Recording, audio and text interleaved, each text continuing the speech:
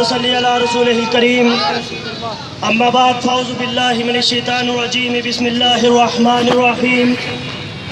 अल्फाज के बेचता हूँ प्याले ख़रीद लो, शब का सफ़र है इस वास्ते उजाले ख़रीद लो। मुझसे न होगा अमीरे शहर का एहतराम, मेरी ज़ुबान के वास्ते ताले ख़रीद लो।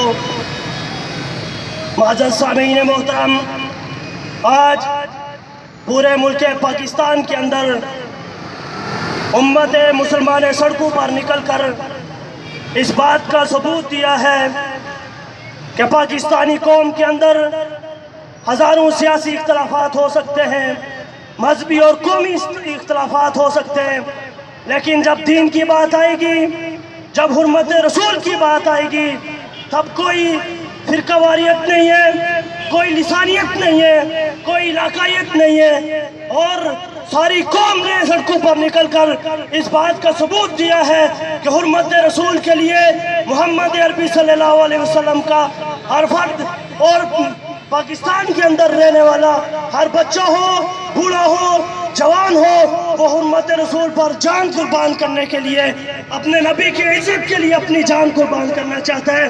मैं हुकूमत वक्त को ये बताना चाहता हूँ कि आप ज़्यादा दूर न जाएं। ये कल की बात है, आप जैसे ही कुछ हुक्मरान थे जो खुदा के लहजे में बात कर रहे थे, जो अपनी आवाम से कह रहे थे कि हम तुम्हें वहाँ से हिट करेंगे कि तुम्हें खबर ही न होगी।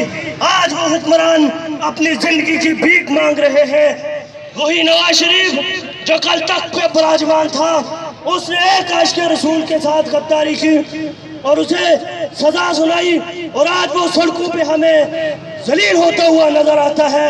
इमरान खान साहब, आप ऐसे ही फैसले करते हैं तो फिर कौम के लोग, फिर वो बच्चे वो मुमताज़ कादरी बनकर सामने आते हैं। इसलिए आप अपने फैसलों पर गौर करें।